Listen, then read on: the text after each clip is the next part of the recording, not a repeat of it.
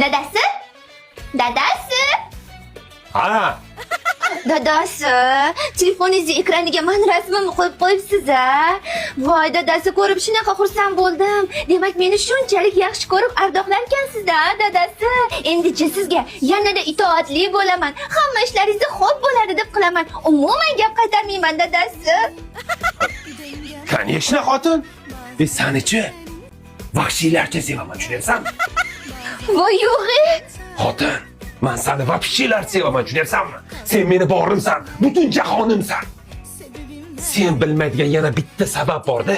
Mana shuning uchun rasmni qo'yganman. Voy, bundan ham kuchliroq sabab bormi?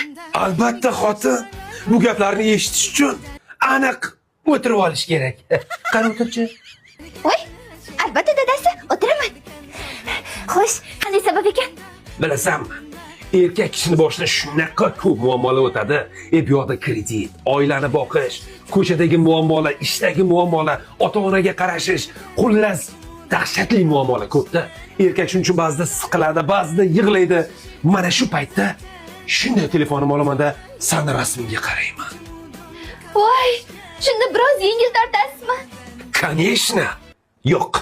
Mana shunday muammo turganda, mana muammolar nima bo'pti deb biroz yengil tortaman. Nima?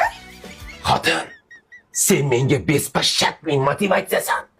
Shunda hozir sevgi haqida gaplashyapmizmi? Конечно. Nyam. Nyam. Nyam. Hayat şaşırtır hep zaten. Ben gittim ben giderken